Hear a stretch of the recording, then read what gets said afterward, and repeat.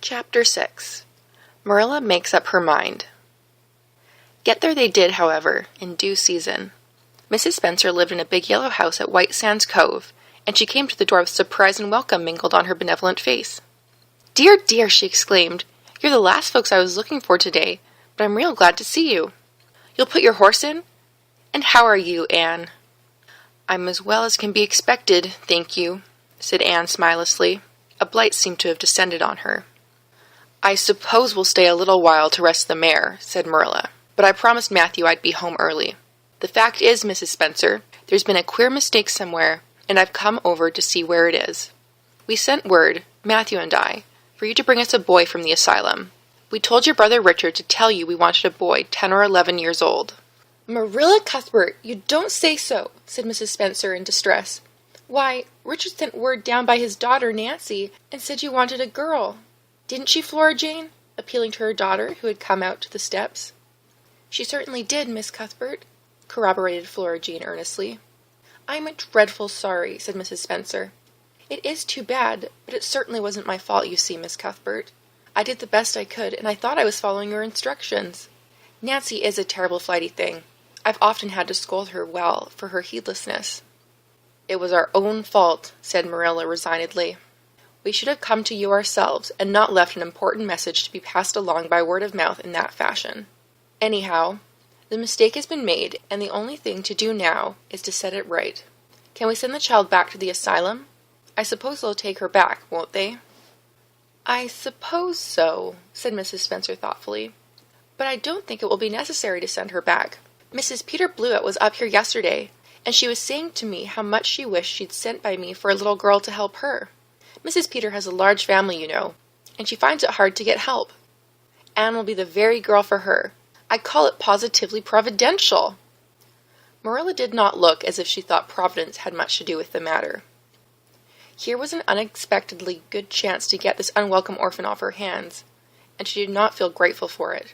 She knew Mrs. Peter Blewett only by sight as a small, shrewish-faced woman, without an ounce of superfluous flesh on her bones. But she had heard of her. A terrible worker and driver, Mrs. Peter was said to be. Discharged servant girls told fearsome tales of her temper and stinginess, and her family of pert, quarrelsome children. Marilla felt a qualm of conscience at the thought of handing Anne over to her tender mercies. "Well, I'll go in and we'll talk the matter over," she said.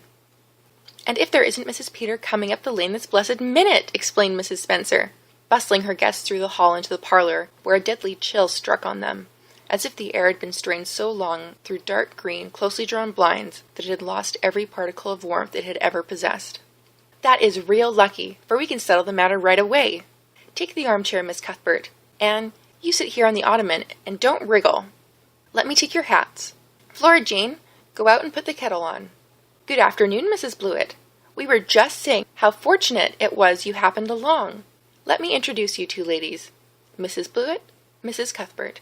Please excuse me for a moment. I forgot to tell Flora Jane to take the buns out of the oven." Mrs. Spencer whisked away after pulling up the blinds. Anne, sitting mutely on the ottoman with her hands clasped tightly in her lap, stared at Mrs. Blewett as one fascinated. Was she to be given into the keeping of this sharp-faced, sharp-eyed woman? She felt a lump coming in her throat, and her eyes smarted painfully. She was beginning to be afraid she couldn't keep the tears back when Mrs. Spencer returned, flushed and beaming, quite capable of taking any and every difficulty, physical, mental, or spiritual, into consideration and settling it out of hand. "It seems there's been a mistake about this little girl, Mrs. Blewett," she said. "I was under the impression that Mr. and Miss Cuthbert wanted a little girl to adopt. I was certainly told so. But it seems it was a boy they wanted. So if you're still of the same mind you were yesterday, I think she'll be just the thing for you." Mrs. Blewett darted her eyes over Anne from head to foot. "How old are you and what's your name?" she demanded. "Anne Shirley," faltered the shrinking child, not daring to make any stipulations regarding the spelling thereof. "And I'm 11 years old." "Humph! You don't look as if there was much to ya. But you're wiry. I don't know but that the wiry ones are the best after all. Well, if I take you, you'll have to be a good girl, you know. Good and smart and respectful. I'll expect you to earn your keep, and no mistake about that. Yes, I suppose I might as well take her off your hands, Miss Cuthbert. The baby's awful fractious. and I'm clean worn out attending to him. If you like, I can take her right home now." Marilla looked at Anne and softened at the sight of the child's pale face with its look of mute misery. The misery of a helpless little creature who finds itself once more caught in the trap from which it had escaped. Marilla felt an uncomfortable conviction that, if she denied the appeal of that look, it would haunt her to her dying day. Moreover, she did not fancy Mrs. Blewett. To hand a sensitive, high-strung child over to such a woman! No, she could not take the responsibility of doing that. "Well, I don't know," she said slowly. "I didn't say that Matthew and I had absolutely decided we wouldn't keep her. In fact, I may say that Matthew is disposed to keep her. I just came over to find out how the mistake had occurred. I think I'd better take her home again and talk it over with Matthew. I feel that I oughtn't to decide on anything without consulting him. If we make up our mind not to keep her, we'll bring or send her over to you tomorrow night. If we don't, you may know that she is going to stay with us. Will that suit you, Mrs. Blewett?" "I suppose it'll have to," said Mrs. Blewett ungraciously.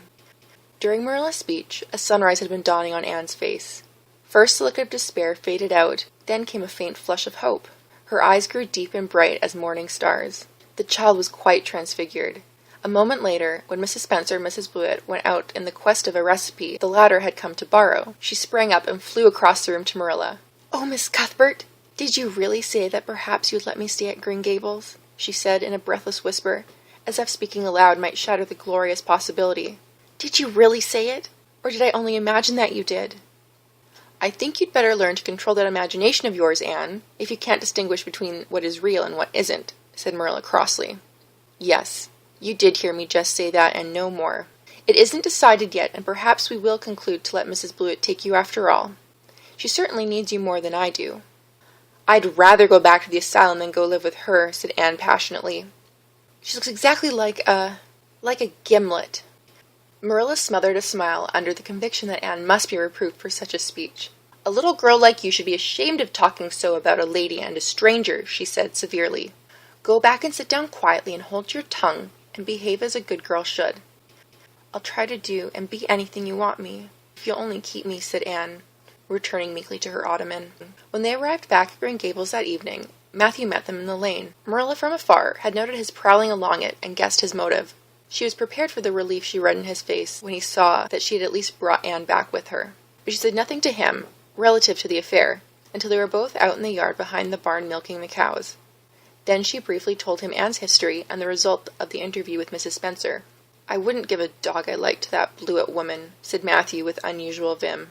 "I don't fancy her myself," admitted Marilla. "But it's that or keeping her ourselves, Matthew. And since you seem to want her, I suppose I'm willing, or have to be. I've been thinking over the idea until I got kind of used to it. It seems a sort of duty. I've never brought up a child, especially a girl, and I dare say I'll make a terrible mess of it, but I'll do my best. So far as I'm concerned, Matthew, she may stay." Matthew's shy face was a glow of delight. "Well now, I reckoned you'd come to see it in that light, Marilla," he said. "She's such an interesting little thing." "It'd be more to the point if you could say she was a useful little thing," retorted Marilla. "But I'll make it my business to see she's trained to be that. And mind, Matthew, you're not to go interfering with my methods. Perhaps an old maid doesn't know much about bringing up a child, but I guess she knows more than an old bachelor. So you just leave me to manage her. When I fail, it'll be time enough to put your oar in." "There, there, Marilla. You can have your own way," said Matthew reassuringly. "Only be as good and kind to her as you can be without spoiling her. I kind of think she's one of the sort you can do anything with, if only you get her to love you."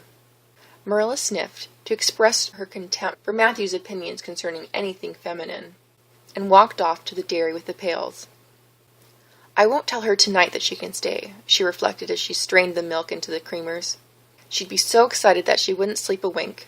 Marilla Cuthbert, you're fairly in for it. Did you ever suppose you'd see the day when you'd be adopting an orphan girl? It's surprising enough, but not so surprising as that Matthew should be at the bottom of it, him that always seemed to have such a mortal dread of little girls. Anyhow, we've decided on the experiment, and goodness only knows what will become of it."